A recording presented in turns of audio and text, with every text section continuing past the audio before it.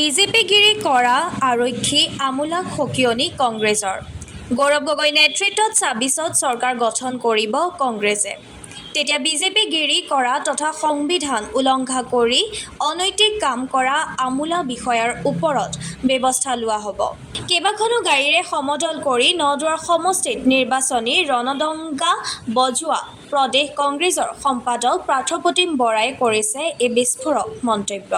চাওক, গৌৰৱ গগৈ ডাঙৰীয়াৰ সভাপতি হোৱাৰ পৰা কংগ্ৰেছী কৰ্মীসকলৰ এটা সাংঘাতিক এনাৰ্জি আপুনি দেখিছে। আমাৰ নতুন কমিটি হোৱাৰ পিছত আজি আমি ইয়ালৈ নদুৱাৰলৈ আহিছোঁ আৰু কৰ্মীসকলৰ উৎসাহ আৰু এনাৰ্জি আপোনালোকে দেখা পাইছে। আজি সৰহ সংখ্যক কৰ্মীয়ে আজি ইয়াত কংগ্ৰেছ যে জীয়াই আছে, কংগ্ৰেছ যে শক্তিশালী ৰূপত আছে আৰু কংগ্ৰেছ যে যুদ্ধ কৰিবলৈ ৰেডি হৈ আছে নদুৱাৰত আৰু তেজপুৰত, এইটো এটা বাৰ্তা দিছে।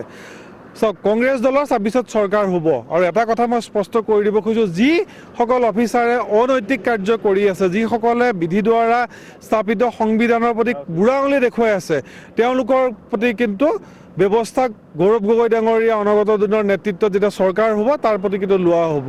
মই সকলোকে অনুৰোধ কৰিম, চাওক মুখ্যমন্ত্ৰী তেওঁৰ নেতৃত্বতে অসমত কংগ্ৰেছ দলে আৰম্ভ কৰিছে, তেওঁৰ নেতৃত্বতে অসমত কংগ্ৰেছ দলৰ চৰকাৰ হ'ব।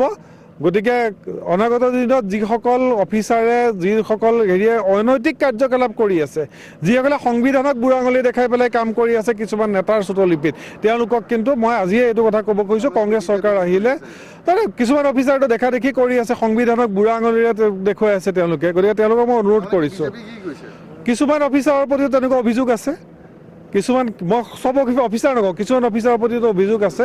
গতিকে তেখেতসকলক মই ৰিকুৱেষ্ট কৰিম যাতে আপোনালোকে সংবিধানৰ মতে কাম কৰক। পুলিচ অফিচাৰসকলকো কম IPC BNSSৰ মতে কাম কৰক আপোনালোকে। আৰু গৌৰৱ গগৈ ডাঙৰীয়াৰ নেতৃত্বত অসমত ২০২৬ত কংগ্ৰেছ দলৰ চৰকাৰ হ'ব, সেয়ে নিশ্চিত আৰু সেয়াই আজি প্ৰমাণ। চাওক, যি অনৈতিক কাম কৰিব তেওঁৰ বিৰুদ্ধেতো কোৰ্টৰ ব্যৱস্থা ল'ব, চৰকাৰৰ ব্যৱস্থা ল'ব। যি আইন কানুন নামানি পেলাই যি কাম কৰি আছে, আইন যি বুঢ়া আঙুলি দেখাইছে, যি ভৰিৰে মোহাৰিছে, তেওঁলোকৰ বিৰুদ্ধেতো ব্যৱস্থা হ'বই লাগিব, সেইটোতো কোৰ্টেও ল'ব।